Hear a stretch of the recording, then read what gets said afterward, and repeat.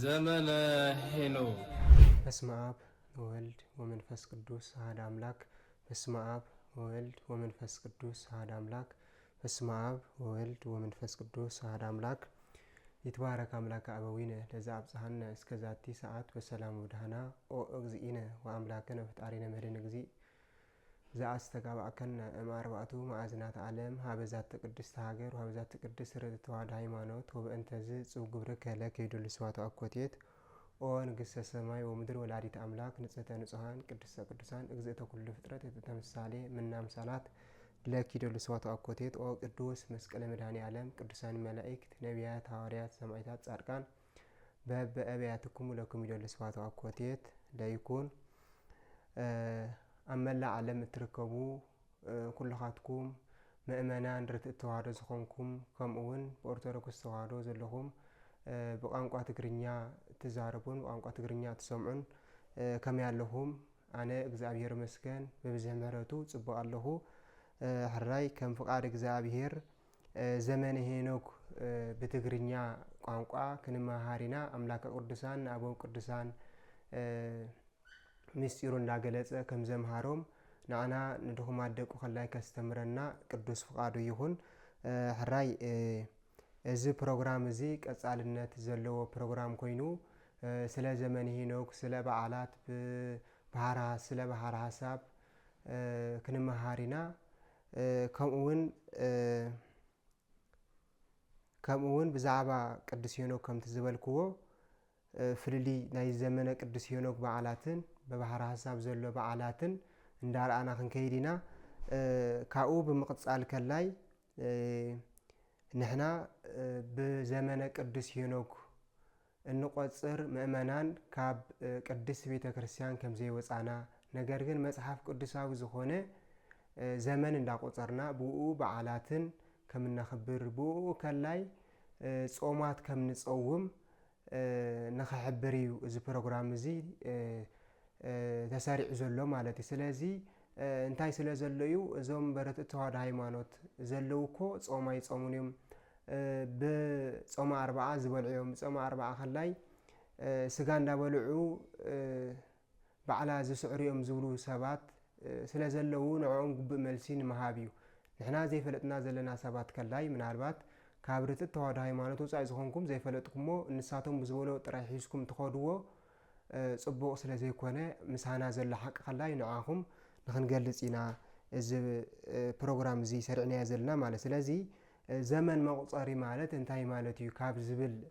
ርእሲ ተላዒልና ክንቅጽል ኢና ማለት እዩ። ዘመን መቁፀሪ ወይ ከዓ ካላንደር ናይ ግዜ መለክዒ ማለት እዩ። ዘመን ክንብል ከለና ከላይ ክፍልታት ወይ ከላይ ሰዓታት በቅዱስ ሄኖክ ክፍል ማለት ሰዓት ማለት። ስለዚ ክፍልታት ዕለታት ሰሙናት ኣዋርሕ ወቅትታት ማለት ኣብ ዓመት 4 ወቅትታት ኣሎ። ከረምቲ ቀውዒ ሓጋይ ጽድያ ከም ዝበሃል ማለት እዩ። ከምኡውን ዓመታት ሱባኤ ከላይ ኣብ 7 ዓመት ሓደ ሱባኤ ይበሃል ማለት እዩ። ከምኡውን ኢዮቤልዩ ማለት ኢዮቤልዩ ከላይ 49 ዓመት ሓደ ኢዮቤልዩ ይበሃል ማለት። ስለዚ እዚ ሁሉ ተጠቃሊሉ እንታይ ይበሃል? ዘመን ይበሃል ወይ ከላይ ካላንደር ማለት እዩ። ስለዚ እዚ ነገር እዚ እግዚአብሔር ዓለም ክፈጥር ከሎ ዓለም ምስ ፈጠራ ዝተፈጠረ ፍጥረት እዩ ግዜ ንባዕሉ ማለት እዩ። ስለዚ ዓለም ክፍጠር ከሎ ዝተፈጠረ መለክዕ ስለ ዝኾነ ከላይ እግዚአብሔር ከላይ እዚ መለክዕ ዘመን ንቅዱሳን ደቁ ወይ ከላይ ንደቂ ኣዳም ዝሃቦ ጸጋ እዩ። ታዲያ በዚ መንገዲ እዚ ቆፂሮም ንእግዚአብሔር ከመስግኑሉ ዝተዋሃቦም ደቂ ሰባት እንድሕር ተይልና ከምኡውን ቅዱሳን መላእክት እውን በዚ ሰዓት እዚ ንሶም እንኳን ምንም እንኳን ካብ ግዜ ወፃኢ ወይ ከላይ ካብ ግዜ ዘይቁፀረሎም ንእግዚአብሔር ካብ ግዜ ወፃኢ ንእግዚአብሔር ዘመስግኑ እንድሕር ተኾኑ ነገር ግን ኣብ ውሽጢ ግዜ እግዚአብሔር ብዝገበሮ ምሕረታት ንደቂ ሰባት እግዚአብሔር ብዘፈጠሮ ፍጥረታት ከላይ ብልክዕ በቲ ግዜ ኮይኖም ንእግዚአብሔር ዘመስግኑሉ እዩ ማለት እዩ። ስለዚ መጽሓፈ አክሲማሮስ ዘረቡዕ እንታይ ዝብል ቅዱሳን መላእክት መድኃኔ ዓለም እግዚአብሔር ፍጥረት ምስ ፈጠረ ናይ ረቡዕ ፀሓይ ወርሒ ከዋኽብቲ ምስ ፈጠረ ቅዱሳን መላእክት በዚ ዝፈጠሮ ፍጥረት ኣመስገኑ ተሓጎሱ። እቲ ቃሉ ከምዚ ይብል ወቅዱሳን መላእክት ሰር እዮሙ ዘንተ አንከሩ ወተደሙ ወሰገዱ አብየ ስግደተ ለአምላከ ብርሃናት ቅዱሳን መላእክትስ እዚ ነገር እዚ ይሪኦም አብይ ምግራም ተገረሙ ወተደሙ ወሰገዱ አብየ ስግደተ አብይ ዝኾነ ስግደት ከላይ ሰገዱ ንመን እዩ እንድሕርተልና ከላይ ንናይ አምላከ ብርሃናት ንናይ ብርሃናት አምላኽ ዝኾነ ሰገድሉ ጽቡቕ ፍጥረት ፈጢርካ ግሩም ፍጥረት ፈጢርካ እንዳበሉ ቅዱሳን መላእክት ንእግዚአብሔር አመስግኖሙ ማለት እዚ ካብዚ እንታይ ኢና ንርዳእ እንድሕርተልና ከላይ በጊዜ ንእግዚአብሔር የመስግኑ ቅዱሳን መላእክት ማለት እዩ ካልኣይ ከላይ ደቂ ሰባት እውን በዚ ዘመን እዚ በዓላት እንዳኽበሩ ንእግዚአብሔር ዘመስግኑሉ እዮም ሕግን ስርዓትን ዝሕልውሉ መንገዲ እዚ ዘመን እዚ ኣብ ኦሪት ዘፀአት ምዕራፍ 20 ካብ 9 ቁፅር ክሳብ ቁፅር 10 ከምዚ ይብል 6 መዓልቲ ዕየ ተግባርካ ሁሉ ግበር እታ ሻውዒቲ መዓልቲ ግና ናተይ ናይ እግዚአብሔር አምላካ ሰንበት እያ ባኣን ንስኻ ወድኻ ኮነ ጓልካ ግዝኡካ ኮነ ግዝእትኻ ማልካ ኮነ ኣብ ውሽጢ ሃገርካ ዝነብር ስደተኛ ከቶ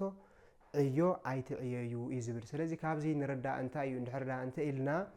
እግዚአብሔር አምላክ ንነቢይ ቅዱስ ሙሴ ዝእዞ ዘሎ በታ ቀዳሚት ሰንበት እግዚአብሔር ዘዕረፈላ መዓልቲ ብብሉይ ኪዳን ንኸዕርፉ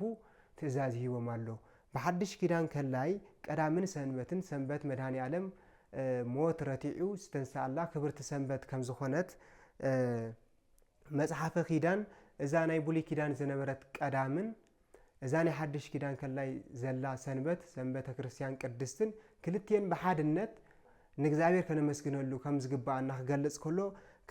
ካልኣይ መጽሓፈ ኪዳን ምዕራፍ 1 ቁፅሪ 12 ከምዚ ይብል ኣመንቲ ሰራሕተኛታት ኣብ ሰሙን ክልተ መዓልታት የዕርፉ ንሳተን ከዓ ቀዳምን ሰንበትን ብሓድነት እየን ኣነ ጴጥሮስን ኣነ ጳውሎስን ናይ ጌታ ናይ መድኃኔ ዓለም ኣገልገልቲ ዝኾንና ንእዝዘኩም ኣለና ይብል ማለት እዚ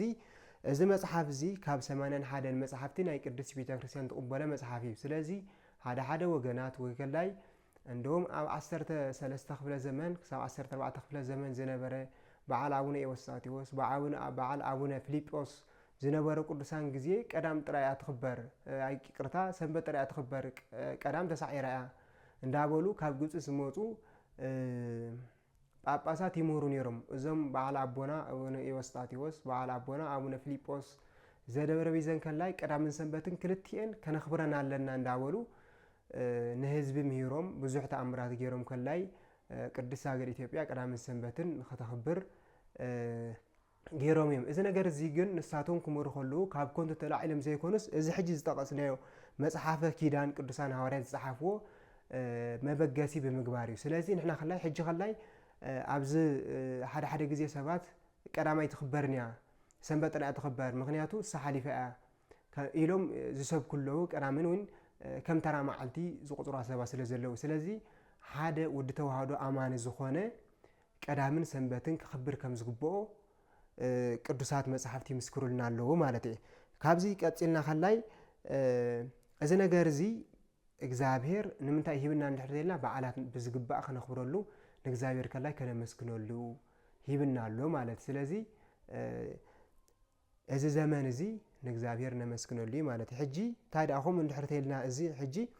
ኣብ ዓለም ክንደይ ዘመን መቁፀር ኣሎ እንድሕርተልና ብዙሕ እኳ እንተሃሎ ግን ኣብ ክልተ ከፊልና ክንሪኢና ምክንያቱ ከይሰፍሓና ንስኻትኩም ከላይ ምናልባት ኣብ ዩቱብ ዘመን መቁፀር ክንደይ ኣሎ እንድሕር ዳ እንተኢልኩም ክትመሃሩ ስለትኽእሉ እቲ ነጥቡ ግን ብዛዕባ ባሕሪ ሓሳብን ብዛዕባ ዘመን የንጉን ስለ ዝኾነ ንዑ ጥራይ ክንሪኢና ስለዚ ኣብ ዓለም ክልተ ዘመን መቁፀር ኣሎ ኣብ ክልተ ክንፈልዮ ኢና ሓደ ቅዱስ ሓደ ከላይ ርኩስ ኢልና ክንፈልዮ ኢና እቲ ቅዱስ ዝኾነ ኣየናይ እንድሕርተልና ዘመነ ቅዱስ ሄኖክ እዩ እግዚአብሔር ዝፈቀዶ እግዚአብሔር ንቦና ኣዳም ዝሃቦ ቀፂሉ ንኣቦና ኖህ ንቅዱሳን ደቁ ብኡ ንዝምክሑ ብኡ ትውክልቲ ንዝገብሩ ንዝሃቦ ዘመን መቁፀር እዩ ብኡ በዓላት ከመይ ከኽብሩ ከም ዝግብኦም ብብሉይ ኪዳን ከም ዝሃበ ብሓድሽ ኪዳን ከላይ መጽሓፈ ኪዳን ከላይ ቅዱሳን ሐዋርያት ዝኸዱሉ መንገዲ ከም ዝኾነ ከምኡን ኣቦታትና ቅዱሳን እውን እግዚአብሔር ዝገለጸሎም ብነቢይ ቅዱስ ሄኖክ ዘመን ኣቆጣጥራ ዝቆፀሩ መንገዲ እዩ ነገር ግን እግዚአብሔር ንደቂ ሰባት ዝዓደሉ ኩሉ ነገር ካብቲ ዓብይ ምሕረቱ ዝተለዓለ ሓደ ነገር ኩሉ ሂብዎ ንኣብነት ኣብ መጽሓፈ ኤፌሶን ምዕራፍ 4 ቁፅሪ 5 ዘሎ ቅዱስ ጳውሎስ ከም ዝገለጾ ሓንቲ እምነት ይቅርታ ሓደ ጎይታ ሓንቲ እምነት ሓንቲ ጥምቀት ኢሉ ስለዚ ካብዚ ወፃእ ዝኾነ ጥምቀት ካብዚ ወፃእ ዝኾነ እምነት ካብዚ ወፃእ ዝኾነ ጎይታ ኣሎ ዝብል እንድሕር ተኮይኑ ሓሶት እዩ ማለት ቅዱስ ጳውሎስ ዝመረና ዘሎ ከምኡውን እግዚኣብሔር ሓደ ነገር ከም ዝሃበ ሓንቲ ዘመነ መቁፀሪ ከላይ ይብና ኣሎ እሳ ከላይ እንታይ እያ ወይ ከላይ ሓንቲ ርትዕ ተዋህዶ ሃይማኖት እሳ ከላይ ዘመነ ቅዱስ ሄኖክ ዝመቁፀርን እቲ ሓደ ጥምቀት ሓደ እምነት ሓደ ጎይታ ከም ዘለዎ ከላይ ቅዱስ ማቴዎስ ብስራተ ማቴዎስ ምዕራፍ 7 ቁፅሪ 14 ከምዚ ይብል እታ ናብ ህይወት እትወስድ ኣፍ ደገ ግና ፀባብ እያ መንገዳውን ቀጢን እዩ እቶም ዝረኽብዋ ከዓ ውሑዳት እዮም ልክዕ ሕጂ ከም ዘለናዮ ብዘመነ ቅዱስ ሄኖክ ዝቆፅሩ ምእመናን ውሑዳት ኢና ብዙሓት ግን ብባሕሪ ሓሳብ ወይ ከላይ ብካልእ ካላንደር ወይ ብካልእ ዘመን መቁፀሪ እዮም ዝቆፅሩ ስለዚ እታ ቀጣን ግን መንገዳ ርትዕ ተዋህዶ ሃይማኖት እያ ሓንቲ ሃይማኖት ዝበለላ ብዙሓት ዝጋድሉላ ቅዱሳን ኣቦታትና ዋጋ ዝኸፈሉላ እሳ ስለዚ መንገዳ ህይወት ዝኾነት እሳ ሓንቲ ጥምቀት ሓንቲ እምነት ሓደ ጎይታ ዘለዋ ሓደ ዘመን መቁፀሪ ዘለዋ ከላይ እግዚኣብሔር ንደቁ ዝሃበሎ ዝሃቦም ቅዱስ ዝኾነ ስርዓት እዚ እዩ ማለት እዩ ስለዚ ሓደ ዘመን መቁፀሪ ኣለዎ ማለት እየ ነዚ ክብል ኢለ ነዚ ኣምፅኤ ማለት ስለዚ ታዲያ በዛ ሓደ ዘመን መቁፀሪ እዚ ሓደ ዘመን መቁፀሪ ንምንታይ ዝጠቅም ድሕር ተልና ብሰማይ ዝተኸበረ በዓል ብምድሪ ከላይ ይኽበር ማለት እዩ ቅዱስ ያሬድ ስለ ቅዱስ ዮሐንስ መጥመቅ ክገልጽ ከሎ እንታይ ይብል ርእዩ ለዮሐንስ ክብሮ እዚኡ ዘከመ ከለሎ ዮም በምድር ተስካሩ በሰማያት በላዕሉ ናይ ቅዱስ ዮሐንስ መጥምቅ በዓሉ ብሰማይ ከም ዝኾነ ከምኡውን ብምድሪ ክብሪ እዩ በዓል እዩ ረእይዎ እግዚአብሔር ከመይ ዝበለ ክብሪ ከም ዝሃቦ ለማዓንቲ በዓሉ ብምድሪ ከም ዝኾነ ብሰማይ ከላይ ክብሪ እዩ በዓል እዩ እናበለ ይገልጸልና ስለዚ ብሰማይ ዝተሰርዐ ስርዓት ብምድሪ ከላይ ዝተሰርዐ ስርዓት እዩ ማለት ስለዚ ቅድስት ርትዕ ተዋህዶ ሃይማኖት ከላይ በዚ ዘመን ኣቆጻጽራ ክትቆጽር እንከላ በዚ በዓልቲ ለማዓንቲ ንኣብነት ለማዓንቲ እዚ ናይ ለማዓንቲ ዕለት ንኣብነት ሓሙስ እዩ ሓሙስ ዝውዕሉ በዓላት ቅዱስ ኡራኤል ንኣብነት 22 ብቅዱስ ሄኖክ ስለዚ ቅዱስ ኡራኤል ለማዓንቲ ተመስገን ኢልና ብምድሪ እንድሕር ተኽቢርና ብሰማይ ከላይ ለማዓንቲ በዓለ ክብሪ እዩ ኢሎም ቅዱሳን መላእክት ንእግዚአብሔር የመስግንዎ ንቅዱስ ኡራኤል ዓብይ ክብሪ ዝሃብካዮ እግዚአብሔር ለም የመስግንዎ ስለዚ ብሰማይን ብምድርን ዘሎ ስርዓት ሓደ ይኸውን ማለት እዩ በዚ ምክንያት እዚ መንገዲ እዚ ዘመነ ቅዱስ ሄኖክ በዓሉ ጽቡቕ ከም ዝኾነ ንሰብ ሕልና ዝተሰማምዐ ከም ዝኾነ ይገልጸልና ማለት እዩ ከምኡን ኩላትና ከም ንፈልጦ መዝሙር ኣሎ ብዛዕባ ቀዳምን ሰንበትን ወይ ከላይ ብዛዕባ በዓላት ብዛዕባ ሰንበት ዝገልጽ እንታይ ይብል ያከብሩ ዋለ ሰንበት መላእክት በሰማያት ወጻድቃን በውስተ ገነት ወኩሉ ፍጥረት ናበለ ይቀጽል ማለት እዩ ንሰንበት ቅዱሳን መላእክት ኣብ ሰማያት የመስግንዋ ከምኡን ጻድቃን ኣብ ገነት ንሰንበት ኣብ ገነት ኮይኖም ንሰንበት የመስግኑ ኩሉ ፍጥረታት ከላይ በብዘለዎ ንሰንበት የኽብሩ ማለት ንሰንበት የብዕሉ ብሰንበት ከላይ ንእግዚአብሔር የመስግኑ ይብል ስለዚ በዛ ርትዕ ተዋህዶ ሃይማኖት ዝኾነ ብዘመነ ቅዱስ ሄኖክ ዝኾነ ንእግዚአብሔር ከነመስግን ከለና ብትክክል ዝኾነ ስለ ዝኾነ እግዚአብሔር ይሕጎሰሉ እግዚአብሔር ከላይ በረከት ይሂበና ማለት እዩ ካልኣይ ከላይ እቲ ርኹስ ዝበልና ኣየና እዩ ንሕራ እንታይ ኢልና ባህር ሓሳብ ወይ ከላይ ካብ ዘመነ ቅዱስ ሄኖክ ወፃእ ዝኾነ ኩሉ ካላንደራት ርኹስ ዝኾነ እዩ እንታይ ከመይና ርኹስ እንድሕር ተይልና እግዚአብሔር ዘይፈቀዶ እግዚአብሔር ንደቂ ሰባት ካብ ዝሃቡ ወፃእ ስለ ዝኾነ ናይ እግዚአብሔር ፍቃድ ዘይብሉ ስለ ዝኾነ ርኹስ ንብሎ ምክንያቱ ርኹስነቱ እንታይ እዩ እንድሕር ተይልና ካብ እግዚአብሔር ስለ ዝፈላሊ ለማዓንቲ ንኣብነት ባህር ሓሳብ ቀዳሚ ይብል ብቅዱስ ሄኖክ ግን ሓሙስ እዩ ስለዚ እሱ ሓሙስ ከሎ ክሰርሑ ዝግብኦም በቲ በዓላት ክኽብርዎ ዝግብኦም ክኽብሩ ስለ ዘይገበረ ርኹስ ንብሎ ማለት ስለዚ እግዚአብሔር ዘይፈቀዶ እዩ ማለት ተኻላይ ማለት እዩ ስለዚ እግዚአብሔር ዘይፈቀዶ ከላይ ብዙሕ ነገራት ኣሎ እንታይ እዩ እንድሕር እንተይልና ንኣብነት ብማቴዎስ ምዕራፍ 7 ቁፅሪ 13 በታ ፀባብ ኣፍ ደገ እተው እታ ናብ ጥፋት እትወስድ ኣፍ ደገ ርሕብቲ እያ መንገዳውን ገፍሒ እቶም በኣ ዝኣቱ ድማ ብዙሓት እዮም ይብል ስለዚ ንኣብነት ካብዚ እንታይ ኢና ንርዳእ እታ ካብ ርትዕ ተዋህዶ ሃይማኖት እምነት ወፃኢ ዝኾኑ ብዙሕ ነገራት ኣሎ ንኣብነት ኦርቶዶክስ ኣለዉ እዚ ናይ ኢትዮጵያ ኦርቶዶክስ ንብሎ ሕጂ ኦርቶዶክስ ተዋህዶ ዝበሃል ዘይኮነስ ንኣብነት በዓል ሩስያ ዘለዉ ኦርቶዶክስ ማለት እየ ከምኡውን በዓል ፕሮቴስታንት ካቶሊክ ኬኒሻ ሙስሊም ዝኾኑ ኩሎም በዛ ገፋሕ ኣፍ ደገ ዝኣቱ እዮም ነገር ግን መንገዲ ህይወት የብሉ ህይወቱን ኣይረኽቡን እዮም ስለዚ እዛ ካብዛ ርትዕ ተዋህዶ ሃይማኖት ወፂኦም ብገፋሕ መንገዲ ዝኣቱ ግን በቲ ርኹስ ዘመን ኣቆፃፅራ እዮም ዝቆፅሩ ማለት ስለዚ ብዙሕ ነገር ከም ዘለዎ ዘመን መቁፀር ብዙሕ ኣሎ ብዙሕ እምነታት ኣሎ እሱ ግን ካበይ ወፃኢ ካፍታ መንገዲ ህይወት እቲ ወፃኢ ዝኾኑ እዮም ማለት እዩ ስለዚ እቲ ርኹስ ዝኾነ ነገር ከላይ ብዙሕ ነገር እዩ ዘሎ ሓደ ነገር ኣይኮነን ቀደም ከም ዘራና እግዚአብሔር ንደቁ ወይ ከላይ ነቶም ንዕኡ ዘፍቅርዎ ዝሃቦም ሓደ ነገር እዩ ሓንቲ እምነት ይዎም ሓንቲ ጥምቀት ይዎም ሓደ ከላይ ጎይታ ከም ዘሎ ንዕኡ ከኣምንኹም ዝግብኦ ነጊርዎም ሓደ ዘመን መቁፀር ከም ዘሎ በቲ ዘመን መቁፀር ከላይ እቲ ዝሰርዑ ሕግን ስርዓትን ከኽብሩሉ ሂቦም ኣሎ እዚ ነገር እዚ ሕጂ ንሪኦ ዘለና ግን ብዙሕ ዝተፈላለየ ዘመን መቁፀር ኣሎ ዝተፈላለየ እምነታት ኣሎ ብዝደለይዎ ነገራት ይኸዱ ግን ብሰፊሕ መንገዲ ስለ ዝኾነ መንገዲ ህይወት የብሎምን ማለት እዩ ስለዚ ሕፀር ብዝበለ እቲ ርኹስ ዝተባሃለ ባህሪ ሓሳብ እንተኾነ ርኹስ እዩ ንምንታይ መጽሓፍ ቅዱስ ስለ ዝቃወም ማለት እዩ ባህሪ ሓሳብ ዘኽብሮም መዓላት ከላይ እሱ ብዝደለየ መንገዲ እዩ ዝኸይድ ንኣብነት ናይ ቅዱስ ዮሃንስ በዓል ብሰማይን ብምድርን ከም ዝኽበር እግዚአብሔር ከላይ በቲ ዕለት እሱ በዓሉ ከም ዝኾነ ንደቂ ሰባት ንዑ ናይ ቅዱስ ዮሃንስ በዓል ኢሎም ዘኽብሩሉ በረከት ከም ዝህቦም ብሰማይ ከላይ እሱ ከም ዝምስገን ርኢና ኢና ናይ ባህሪ ሓሳብ ግን ከም ዝደለዩ እዮም ዝቀያይርዎ ንኣብነት እንታይ እንድሕርተይልና ናይ እምነት ናይ ባህሪ ሓሳብ መምህራን አቡነ ገብረ መንፈስ ቅዱስ ብባህሪ ሓሳብ ታሕሳስ 29 ምስ መድኃኔ ዓለም ከም ዝተወለደ ገድሎም ይሕብር በረድእ ተዋህዶ ግን ታሕሳስ 17 አቡነ ገብረ መንፈስ ቅዱስ ምስ መድኃኔ ዓለም ከም ዝተወለዱ ዓመታዊ በዓሎም ከላይ ዓመታዊ ልደቶም ከላይ ልክ እግዚአብሔር በታ ዕለት እሳ ስለ ዝተወለዱ ምእመናን ረድእ ተዋህዶ ሃይማኖት ናይ አቡነ ገብረ መንፈስ ቅዱስ በዓሎም ልክ በታ ዝተወለዱላ ነኽብር ማለት እዩ ናይ ባህሪ ሓሳብ ግን ከመይ እዮም ዝገብርዎ እንድሕርተይልና አቡነ ገብረ መንፈስ ቅዱስ ከም ዝበልናዮ ባህሪ ሓሳብ አቆፃፅራ ማለት እዩ ናይ ቅዱስ ሄኖክ ስለ ዝገለጽክዎ ብታሕሳስ 29 ተወሊዱ ነገር ግን ከም ዝተወለዱ እንዳሓበረ ከሎ አቡነ ገብረ መንፈስ ቅዱስ ክብሮም ምስ መድኃኔ ዓለም ሓደ ንኸይከውን ወይ ከላይ እሶም በዓሎም ምስ መድኃኔ ዓለም ክኽበር ኣይግብኦን እዩ እንታይ ደኣ ብጥሪ 5 ክኽበር ኣለዎ ኢሎም ካብ ታሕሳስ 29 ኣውፅኦም ብጥሪ 5 በዓለ ልደቱ ኢሎም የኽብርዎ ማለት ግን እግዚአብሔር ግን እኮ አቡነ ገብረ መንፈስ ቅዱስ ስለ ዝፈትዎም ስለ ዘፍቅሮም እስኻ ኣነ በታ ዝተወለድኩላ መዓልቲ ቅድስቲ ዝኾነት መዓልቲ ክትውለድ ኣለካ ኢሎም ኢልዎ እግዚአብሔር በታ መዓልቲ ልደቱ ንኽውለድ ፈቂድሉ ማለት እዩ አቡነ ገብረ መንፈስ ቅዱስ ስለዚ እሱ ዝፈቀዶ መዓልቲ እንከሎ እቶም ናይ ባህሪ ሓሳብ መምህራን ግን ኣይከውን እግዚአብሔር ዋላ እንተፈቀደ ንሕና ከላይ ብዝጣዕመና መንገዲ ክንገብረልና ኢሎም ቀይሮምሎ ማለት ስለዚ ባህሪ ሓሳብ ብዕለቱ ንኸይክበር በዓላት ከም ዝደለይዎ ብዝፈቃዶም ስለ ዝኸዱ ርኹስ ዝበልና ነዚ ብዝደለይዎ ስለ ዝኸዱ ብገዛእ ስምዒቶም ስለ ዝምርሑ ርኹስ ኢልና ያለና ማለት እዩ ነገር ግን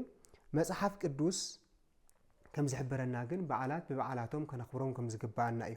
ታዲያ እዚ ነገር እዚ ከምዚ እንድሕር ተኾይኑ ታዲያ እንታይ ክንገብር ኣለና ኣቦታትና እኮ ብባሕሪ ሓሳብ እናቆፀሮም ኣረኪቦምና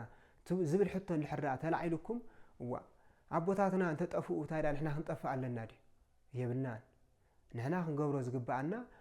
ቅዱስ ቄርሎስ እንታይ እዩ ዝብል ንሕናሰ ንተሉ ሃይማኖት አበዊነ ዘእንበለ ተወላውሎ ንሕና ናይ ኣቦታትና ሃይማኖት ብዘይ ምጥርጣር ንኽተል ኢና ቀፂሉ ከላይ እንታይ ይብል ትምህርትነሰ ምን መጽሓፍቲ ቅዱሳት ዘእግዚአብሔር ትምህርትና ካብ ቅዱሳት መጽሓፍቲ ናይ እግዚአብሔር ዝኾኑ ስንፋሰ እግዚአብሔር ዝኾኑ መጽሓፍቲ ትምህርትና ካብኡ ኢና ንመሃር ኢሉ ስለዚ ቅዱሳት መጽሓፍትና እንታይ እዮም ዝብሉ እንድሕርተይልና ቅዱሳት መጽሓፍቲ ዘመነ ቅዱስ ሄኖክ ክንቆፅር ከም ዝግባአና እዮም ዝነግሩና ባህሪ ሓሳብ ግን መጽሓፍ ቅዱስ ዝቃወም ስለዚ ከምቶም ኣቦታትና ከመጽሓፍ ቅዱስ ዝብሎ ሒዞም ከይዶም ዶ እዎ ከይዶም ንኣብነት መንስኪ ንርአ ቅድስቲ ክርስቶስ ሰምራ ንኣብነት ጌርና ንርአይ ቅድስቲ ክርስቶስ ሰምራ እንታይ ጌራ ብዙሕ ስለ ገድላ ኣብ ገድላ ስለ ዘሎ ኣብኡ ርአዩ ኣነ ግን ሓደ ነገር ካብቲ ዝገበረቶ ተኣምራት እግዚአብሔር ካብቲ ዝገበረላ ናህታ ኣስተውዓሊት መስተውዓሊት ከም ዝኾነት ከላይ ሓደ ነገር ርአ ምዝ ዘመን ኣቆፃፅራ ኣታሒዘ ማለት እዩ ካብ ዕለታት ሓደ መዓልቲ እንዳጸለየት ንእግዚአብሔር እንዳመስገነት ከላ ሰይጣን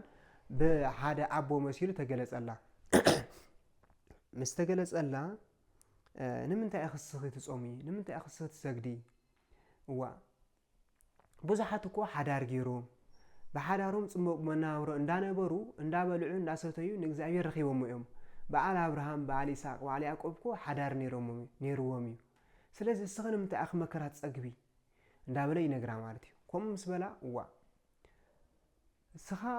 ጽቡቕ መንፈሳዊ ኣቦ ኢኻ ትመስል ነገር ግን እስኻ ትብሎን መጽሓፍ ዝብሎን ተፈላልዩ ትብሎ ማለት እዩ ነቲ መንፈሳዊ ኣቦ መሲሉ ዝመጽእ ሰይጣን ማለት እዩ እዋ أنا زبلون منفسا مصحف زبلون كميل تفلالي مسبلا وا مصحف زبلو صمو صليو سغدو يبل سخاتولو ግን አይትጽሙ አይትጸልዩ አይትስገዱ ትብል ስለዚህ ስኻትሎ መጽሐፍ ዝብሎን ተፈላሊ መስለቶ እሱ ሰይጣን ከም ዝኾነ ሐሳዊ ከም ዝኾነ ካብ አርሒኦ ኸይዱ ማለት መስፈለጠቶ መስነቀሐትሉ ካብ አርሒኦ ኸይዱ ማለት እዩ ስለዚህ እሳ መጽሐፍ ዝብሎ ሪኣ ኸይዳ ማለት እዩ ሰይጣን ብዝብላ ቃላት ብዝብላ እሱ አቦይ መሲድ ነይሩ ልክ ሕጂ በሐራሳብ ዘሎ አቦታት ንሕና አቦታት ኢና ንኽተል ንሕርተልና ሰይጣን ዘሰሓቶ ኢልና መጀመሪያ ቀድም ርኹስ ኢልና ሰይጣን ትርኹስ ከላይ ናይ ሰይጣን ኢና ስለዚህ በሐራሳብ ርኹስ ኢልና ኣለና ስለዚህ ቡ ዝምርሑ ከላይ እቶም አቦታት ምናልባት ብየዋህነት ከይፈለጡ እኳ ዝምርሑሉ እንተኾኑ እዚ በሐራሳብ ዘመን መቁፀር ግን ርኹስ እዩ ስለዚህ መጽሐፍ ቅዱስ ክንክተላልና ከም ቅዱስ ክርስቶስ ሰራ አዴና ኢልና ንቅበላ ንሕርተ ኮይና መጽሐፍት ዝብሉ ክንክተላለና መጽሐፍት ዝብሉ ከላይ ዘመነ ቅዱስ ሄኖክ ማለት እዩ ስለዚህ ዘመነ ቅዱስ ሄኖክ እንዳቆፀርና ንእግዚአብሔር ከነመስግን ይላቡ አለኹ ማለት ስለዚህ ሕጽር በዝበለ ናይ ለማዓንቲ ዝ ቀዳማይ ክፋል ነዚ ይመስል ቅዱስ ዝኾነ ዘመን መቁፀሪ ዘመን ሄኖክ ርኹስ ዝኾነ ከላይ በሐራሳብ ካብ ዘመነ ቅዱስ ሄኖክ ወፃ ዝኾነ ከላይ ርኹስ ከም ዝኾነ ርኢናልና ኣብ ካልኣይ ክፋል ከላይ ቀፂልና ክንርኢና አምላከ ቅዱሳን ክሳብ ሽዑ بسلام يرخبنا حتون رؤيتون زي ترداكم دحرتو لي خلاي اب كومنت اقمطوا دمو እግዚአብሔር ይስፈቀዶ መልስ እንዳምና ክንቀጽልና አምላከ ቅዱሳን ስለዚህ ማረናን ስለዚህ ገሰጸና ለወለ እግዚአብሔር ስሙን ዘላለም ተመስገነ ይሁን ወላዲት አምላክ ድንግል ማርያም በዚህ ዘመንና خلاي ንስጠፈአ ተረሲዑን ዝነበረ ዘመነ ቅዱስ ሄኖክ ንቆጽሮሉ ከምተም ቅዱሳን አቦታና ክንምርሐሉ ዝገበረት አደ አምላክ ወላዲት አምላክ ስሙን ዘላለም ተመስገነ ይሁን ቅዱሳን መላእክት ቅዱሳን ነቢያት ሐዋርያት ሰማዕታት ጻድቃን በቃል ኪዳኖም ለዚህ ነገር እዚህ ንረከብ ስለዚህ ሐጎዝና ስሙም ዘላለም ተመስገነ ይሁን ወስብሐት ለእግዚአብሔር ወለወላዲቱ ድንግል ወለመስቀሉ ክቡር ይትአኩት ይሴባሱ ለእግዚአብሔር አምላክነ ወትረው ኩሉ ጊዜ ወኩሉ ሰዓት ለዓለም ዓለም ላይ ይኩን